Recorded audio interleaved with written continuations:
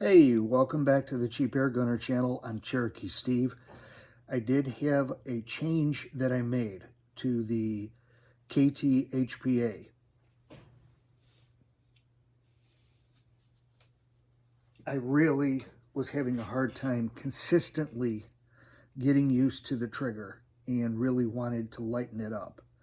And what I did was replace the sear spring. And to give you a better idea of what I replaced it with, which actually was this spring, but this is another one of the exact same spring.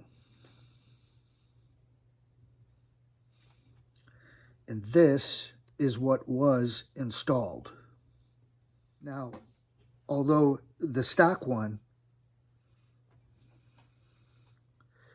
is much shorter than this one, as you can tell,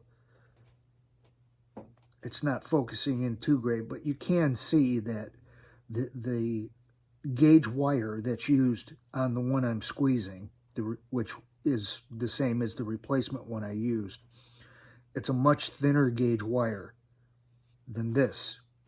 And even with this at full length, it's about an extra coil on each end.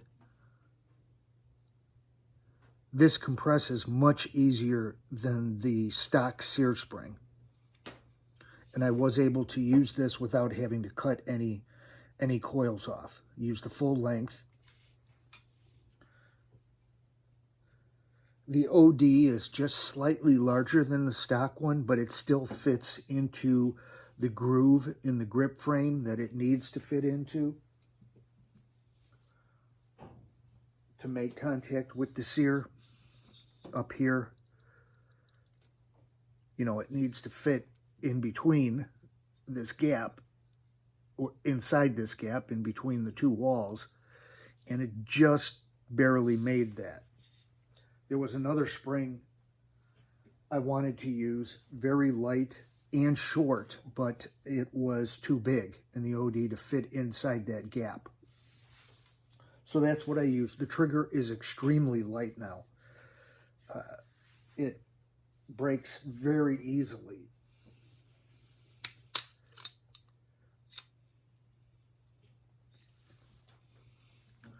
Barely have to use any pressure.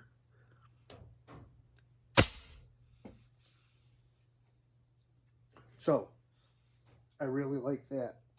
It also, too big of an OD of a spring will also not sit properly on the adjustment piece here that can be lowered or raised up to adjust the pressure on the sear spring.